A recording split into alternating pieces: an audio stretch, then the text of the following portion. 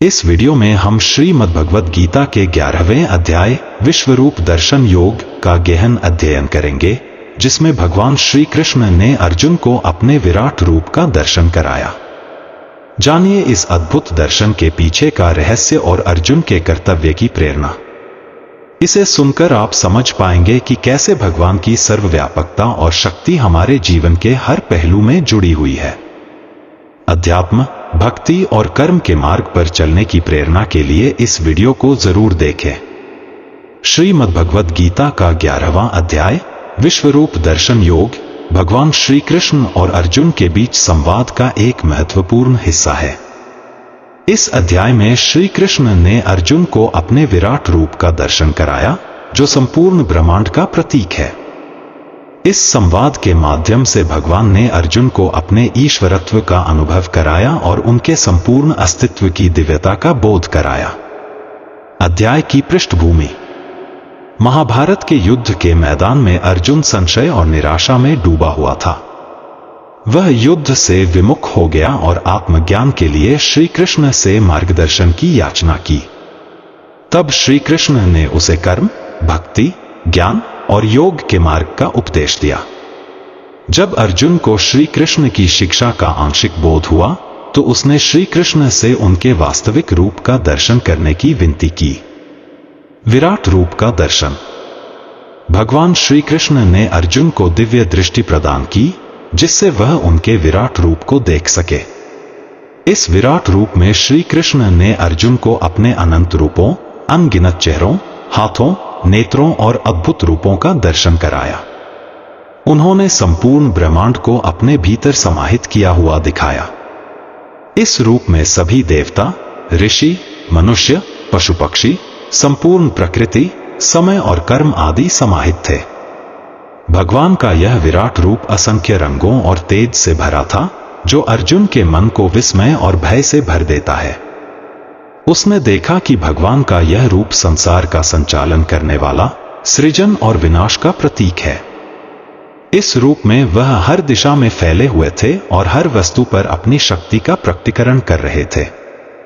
विनाशकारी रूप और काल का स्वरूप। इस विराट रूप में अर्जुन ने देखा कि अनेक योद्धा, राजा और भगवान के मुख में समाहित हो रहे हैं। यह दृश्य भयानक और विनाशकारी था। श्री कृष्ण ने अपने इस रूप के माध्यम से अर्जुन को काल के वास्तविक स्वरूप का दर्शन कराया। उन्होंने कहा कि वह काल है, जो संसार के अंत और पुनर्निर्माण का कारण है। श्री कृष्ण ने अर्जुन को बताया कि यह सभी योद्धा और योद्धाओं की सेना पहले ही उनके द्वारा मारे जा चुके हैं।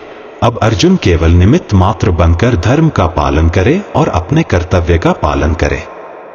श्री कृष्ण का उपदेश। अर्जुन को यह समझ में आ गया कि भगवान के विराट रूप का दर्शन कराना उसे यह एहसास दिलाने के लिए था कि हर कार्य का मुख्य कारण भगवान ही हैं और अर्जुन का कर्तव्य केवल अपने कर्म का पालन करना है। श्री कृष्ण ने उसे विश्वास दिलाया कि वह उनके संरक्षण में है और युद्ध में उसके लिए विजय सुनिश्चित है। श्री कृष्ण ने उसे बताया कि सत्य, धर्म और न्याय की स्थापना के लिए ही उसे युद्ध करना चाहिए। अर्जुन की प्रतिक्रिया। भगवान के इस विराट रूप का दर्शन कर अर्जुन भयभीत और विस्मित हो गया। उसे भगवान की महिमा और शक्ति का वास्तविक बोध हुआ। उसने श्री कृष्ण की दिव्यता का अनुभव कर उन्हें अपना प्रणाम किया और उनसे अपने सामान्य रूप में लौटने की प्रार्थना की। उसने महसूस किया कि भगवान के इस रूप के आगे उसकी मानवीय बुद्धि बहुत ही छोटी और तुच्छ है। अर्जुन ने भगवान से क्षमा याचना की और उनके सामान्य रूप को देखने की इच्छा व्यक्त की, जिससे वह शांत हो सके। भगवान का सामान्य रूप में लौटना।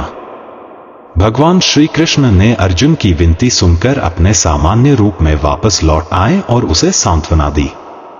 उन्होंने अर्जुन को आश्वस्त किया कि उनके भक्त जो उन्हें प्रेम और भक्ति के साथ याद करते हैं, वह सदा उनके साथ रहते हैं। इस प्रकार श्री कृष्ण ने भक्ति मार्ग की महिमा का प्रतिपादन किया, जिसमें भक्त अपनी श्रद्धा और विश्वास के माध्यम से भगवान से जुड़ सकते हैं। अध्याय का सार। इस अध्याय में भगवान श्री कृष्ण ने अर्जुन को यह समझाया कि वह संपूर्ण सृष्टि के संचालक हैं और प्रत्येक प्राणी उनके अधीन है।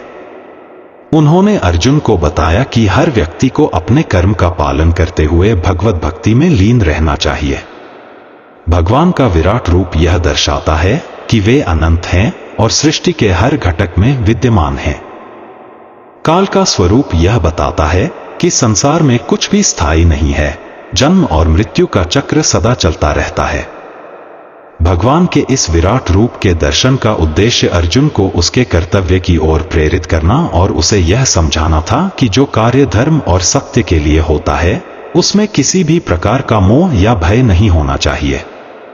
अर्जुन को यह एहसास दिलाया गया कि भगवान सदा उसके साथ हैं और उसे निस्वार्थ भाव से अपने कर्तव्यों का पालन करना चाहिए। श्रीमद् भगवद गीता के इस 11वें अध्याय का संदेश यह है कि भगवान सर्वत्र व्याप्त हैं और प्रत्येक कर्म में उनका ही नियंत्रण है। भक्तों को अपने कर्तव्य का पालन करते हुए भगवान की भक्ति करनी चाहिए और अपने कार्य को भगवान को अर्पित करना चाहिए।